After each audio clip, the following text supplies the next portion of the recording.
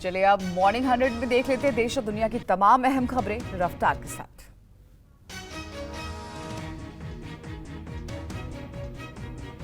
कर्नाटक को आज मिलेगा नया सीएम। सिद्धरामैया को मुख्यमंत्री और डीके शिव कुमार को दिलाई जाएगी डिप्टी सीएम पद की शपथ। इन दोनों के अलावा 23 दूसरे मंत्री भी शपथ लेंगे। बेंगलुरु के कांतीराव स्टेडियम में दोपहर 12:30 बजे गवर्नर थावरचंद गहलोत दिलाएंगे शपथ। शपथ ग्रहण में सोनिया गांधी, राहुल गांधी, प्रियंका गांधी वाड्रा के अलावा कांग्रेस शासित राज्यों के सीएम भी शामिल होंगे। सिद्धरामैया के शपथ ग्रहण में विपक्षी दलों को न्योता।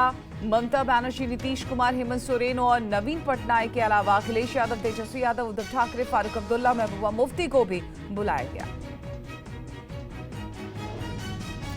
शपथ ग्रहण से पहले आला कमान से मिलकर मंत्रिमंडल पर चर्चा। शुक्रवार को सिद्धरामैया और डीके शिव कुमार ने पार्टी अध्यक्ष खड़गे, राज्य पार्टी प्रभारी रणदीप सुरजेवाला और महासचिव केसी वेणुगोपाल से मुलाकात की।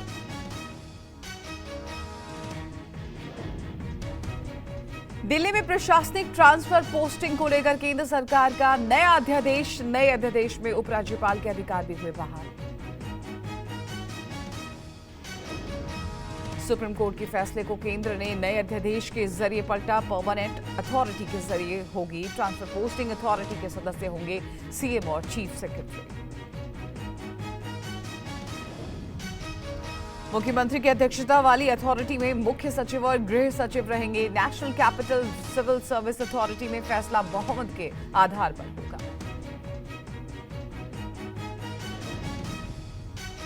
एनसीसीएसए को ग्रुप ए और दैनिक अधिकारियों की नियुक्ति ट्रांसफर का अधिकार। विजिलेंस के मामले में मुख्यमंत्री को सिफारिश का ही अधिकार होगा।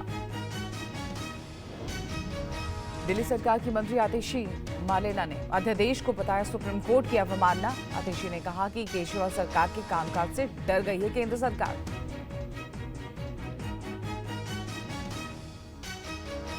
केंद्र सरकार जो ये अध्यादेश लेकर आई है, ये सुप्रीम कोर्ट की संवैधानिक पीठ के फैसले की साफ साफ अवमानना है। साफ नजर आता है कि केंद्र सरकार अरविंद केजरीवाल से डरी हुई है।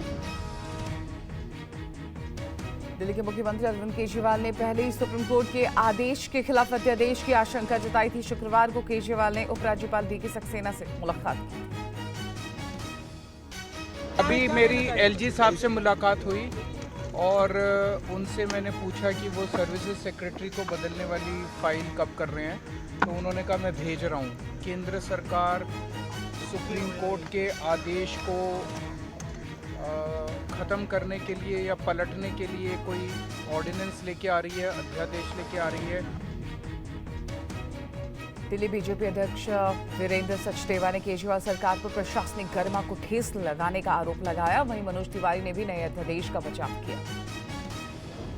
हम इस अध्यादेश का हम क्या, हमारी पूरी लोकसभा कंस्टिट्यूंसी और पूरी दिल्ली के लोग इसका स्वागत करते हैं, क्योंकि जो व्यवस्था है वो केंद्र शासित प्रदेश की तरह ही चलना चाहिए। भारतीय रिजर्व बैंक ने 2000 के नोट को लेकर बड़ा फैसला लिया। 30 सितंबर से चलन से बाहर हो जाएंगे 2000 के नोट। 23 मई से बैंकों में जमा और बदले सकेंगे नोट। आरबीआई ने कहा कि 30 सितंबर तक 2000 के नोट मान्य रहेंगे। बैंक के मुताबिक क्लीन नोट पॉलिसी के तहत 2000 के नोट वापस लिए गए हैं। आम लोग एक बार में 2000 के 10 नोट ही बदल सकते हैं, यानी बैंक में एक बार में 20,000 रुपए ही जमा या बदले जा सकेंगे। आरबीआई के मुताबिक 2000 के नोट 2018-19 से ही छपने बंद हो चुके थे। धीरे धीरे लेन देन में उनका चलन काफी कम हो चुका है। पीएम मोदी ने इससे पहले 8 नवंबर 2016 में 500 और 1000 के नोटों के चलन से बाहर करने का ऐलान किया था। पश्चिम बंगाल के मुख्यमंत्री और टीएमसी प्रमुख ममता बनर्जी का तीखा वार ट्वीट करके कहा तो ये 2000 रुपए का धमाका नहीं था, बल्कि 1 अरब भारतीयों के लिए $1 बिलियन का धोखा था।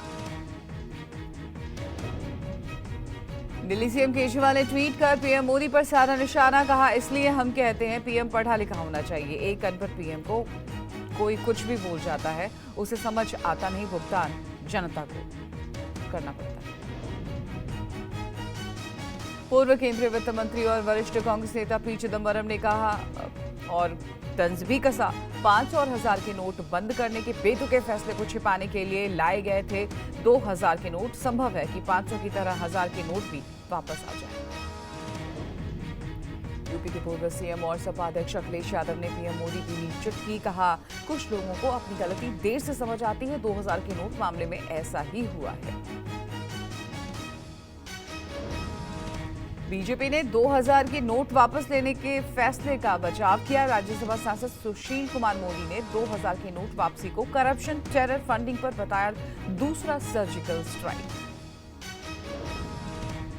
पीएम मोदी आज G7 के वार्षिक शिखर सम्मेलन को संबोधित करेंगे। विकसित देशों के संगठन G7 में भारत अतिथि देश के तौर पर शामिल हो रहा है।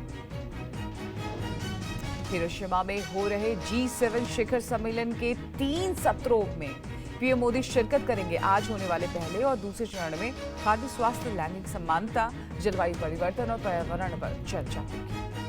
जापानी पीएम फूमियो किशिदा के न्योते पर गए पीएम मोदी कई वैश्विक नेताओं के साथ भी द्विपक्षीय वार्ता करेंगे। G7 शिखर सम्मेलन के इतर पीएम मोदी की यूक्रेनी राष्ट्रपति जेलेंस्की से भी मुलाकात मुमकिन।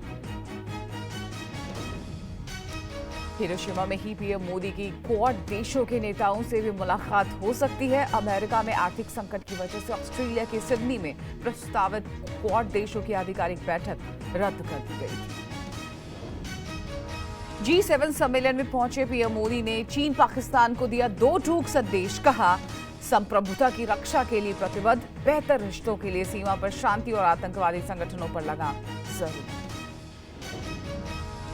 किरण रिजिजू ने केंद्रीय पृथ्वी विज्ञान मंत्री के रूप में पदभार संभाला। कल अचानक बदलाव के बाद केंद्रीय कानून मंत्री किरण रिजिजू की जगह अर्जुन राम मेघवाल को कानून मंत्रालय का जिम्मा सौंपा गया था।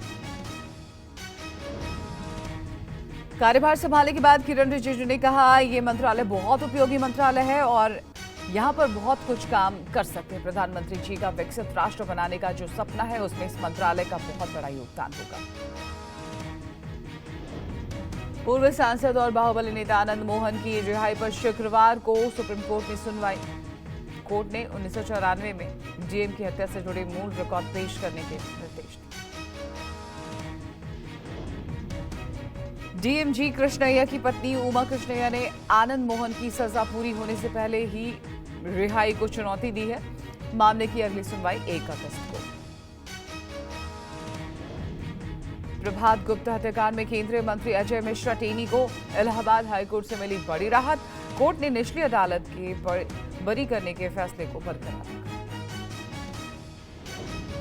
लखनऊ यूनिवर्सिटी के छात्र नेता प्रभात गुप्ता की साल 2000 में हत्या कर दी गई थी। तिकोनिया में हुई हत्या में अजय मिश्रा टेनी सहित 4 लोग आरोपी बनाए गए थे। महाराष्ट्र के डिप्टी सीएम देवेंद्र फडणवीस की पत्नी अमृता फडणवीस धमकी मामले में मुंबई के सेशंस कोर्ट में चार्जशीट दायर की। अनिल जयसिंघानिया, अनिष्का और निर्मल जयसिंघानिया का चार्जशीट में नाम।